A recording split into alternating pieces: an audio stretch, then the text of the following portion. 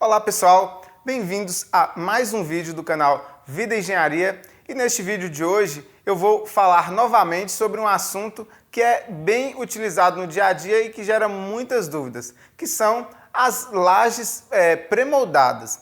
E o vídeo de hoje eu vou falar sobre um assunto específico que muita gente tem me perguntado aí nos comentários. É com relação às vigas que vão receber a laje pré-moldada. Qual que é a dúvida das pessoas?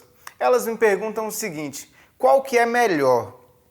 Eu pegar essa viga e encher completamente, cobrindo os estribos e depois vir apoiando a minha laje pré-moldada, ou seja, as vigotas, ou é melhor eu encher apenas uma parte da viga, deixando ali um espaço com os estribos à mostra, depois encaixar as vigotas e concretar a laje? E aí, se você também tem essa dúvida, não deixe de acompanhar este vídeo até o final. Roda a vinheta!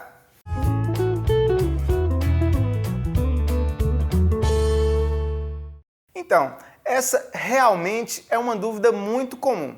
E o que eu gostaria de dizer para vocês é que não existe um certo e um errado.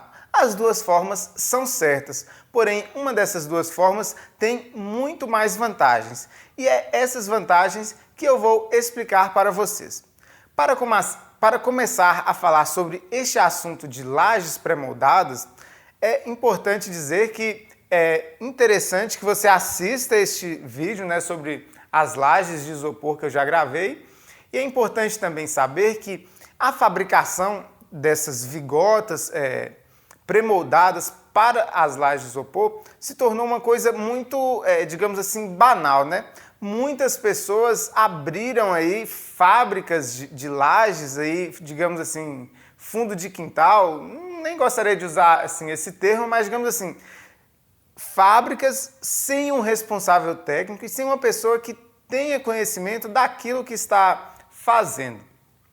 E o que é que a complicação disso?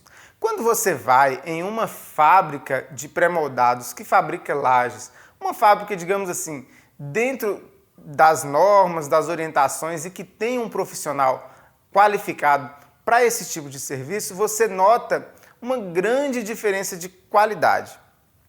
Se você comprar uma laje pré-moldada em uma dessas fábricas que seguem à risca as normas técnicas, de cara você vai ver que quando você recebe a sua laje, obrigatoriamente essa empresa ela tem que te fornecer um documento com 14 informações muito importantes sobre a sua laje. E essas 14 informações que eu vou falar para vocês aqui agora. A primeira informação muito importante sobre qualquer laje pré-moldada é a capa de concreto que você tem que colocar em cima dessa laje. A segunda informação muito importante que o fabricante tem que te fornecer é com relação às escoras. Tanto a distância ali das linhas de escoramento, quanto a distância de cada apoio ali que você tem que colocar. A terceira informação muito importante que o fabricante fornece é o posicionamento das vigotas em cada painel da sua laje, A direção, se vai ser num sentido ou se vai ser no outro sentido. A quarta informação muito importante é o tipo de enchimento que você vai utilizar nessa laje. Se é um enchimento de isopor, se é um enchimento de tijolo cerâmico. A quinta informação importante que você tem que receber é com relação à contraflecha. Mas e aí? Essa laje que você comprou aí, de acordo com o vão, ela necessita ou não necessita de contraflecha? A sexta informação muito importante é com relação às nervuras de travamento que você tem que fazer perpendicular às suas vigotas. A sétima informação importante que você tem que receber é com relação às armaduras complementares que você vai colocar ali em cima dessa sua laje. A oitava informação importante é o tipo de concreto que você vai ter que usar, ou seja, quantos MPAs que tem que ter.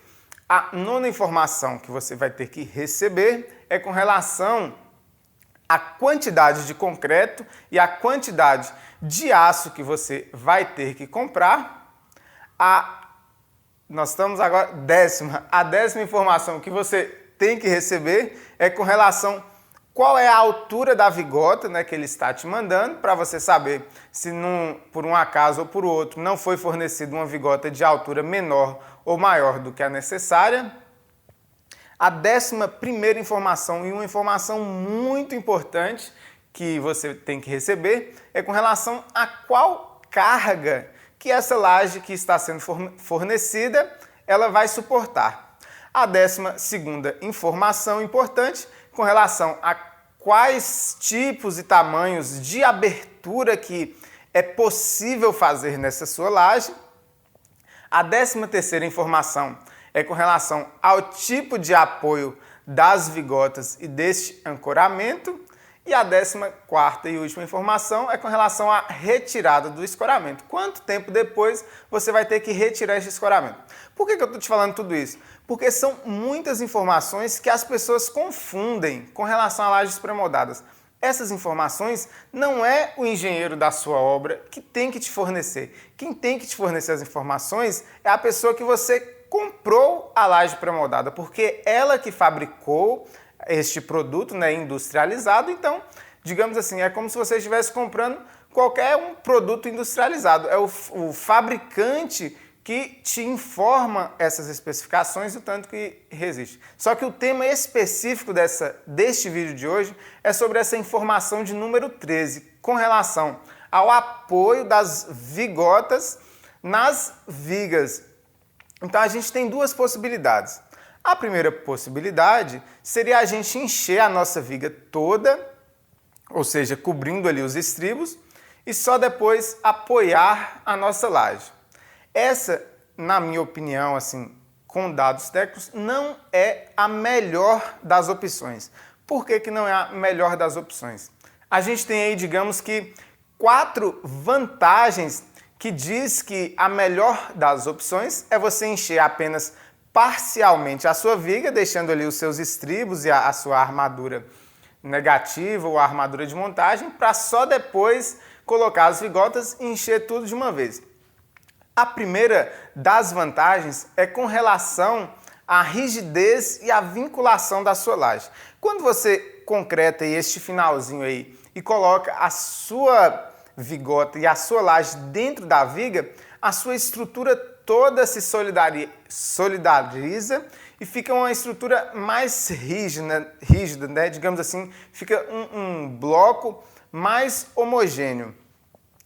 E a segunda grande vantagem, e essa realmente é uma grande vantagem, é com relação à altura da sua viga. Se você encher a sua viga inteira, você vai considerar como altura de viga apenas a distância do fundo da laje até o fundo da viga. Então você perde aqueles, digamos, 12 ou 13 centímetros da altura da laje. Você não pode somar aquilo ali como a altura da viga.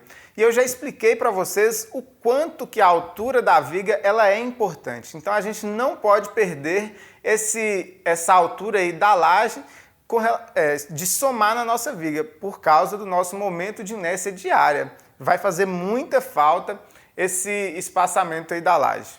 A terceira grande vantagem desse sistema de você concretar a laje apenas depois, né, deixar um espacinho na viga, é que a flecha, ou seja, ali os vãos, né, a flecha no meio das lajes, ela diminui. Ou seja, como a laje, né, toda a sua estrutura ficou mais sólida, mais unida à viga, a sua flecha da sua laje, consequentemente, vai ser menor. E essa também é uma grande vantagem.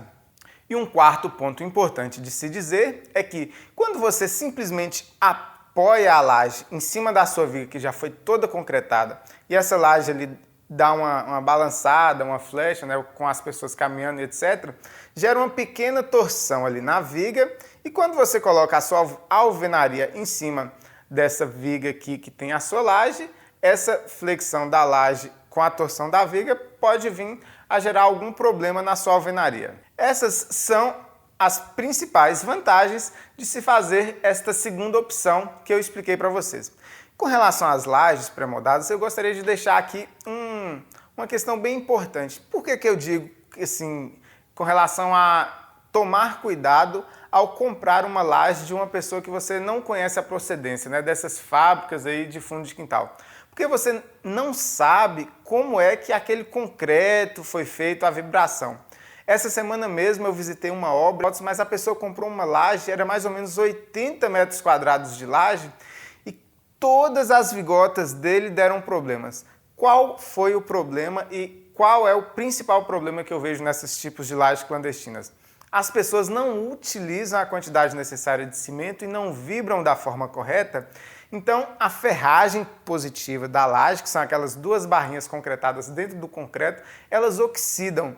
Então, você olhava para a laje dessa pessoa, a parte de baixo ali da vigota estava com dois riscos assim bem nítidos, né? Duas fissuras bem nítidas da oxidação do ferro. Isso é um grande perigo, isso condena a laje. Neste caso específico que eu estou te dizendo, a pessoa teve que demolir toda a laje. Agora você imagina você perder aí 80 metros quadrados de laje. Já tinha aí quase 10 anos que ela tinha feito essa laje porque ela queria construir em cima e agora ela vai ter que derrubar tudo e vai gastar um dinheirão que ela economizou lá atrás, vai gastar 3, 4 vezes mais agora. Para finalizar, eu gostaria de deixar como dica deste vídeo algo que é, digamos assim, um erro mortal com a relação a esse tipo de laje e que você nunca deve cometer.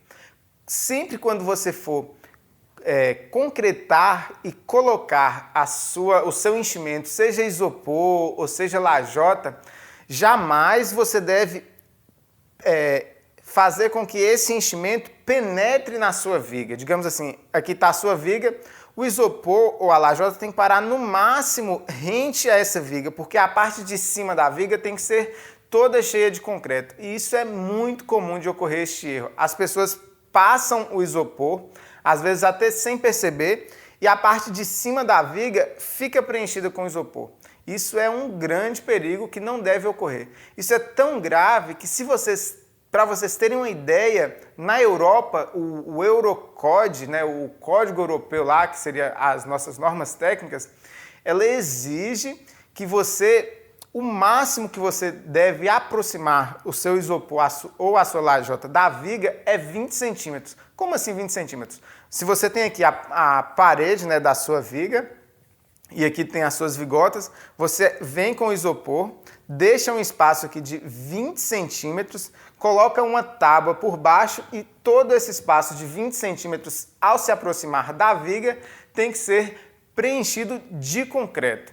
Na Espanha, eles são um pouquinho mais flexíveis. Eles permitem que você aproxime 10 centímetros o seu isopor, o seu enchimento da viga.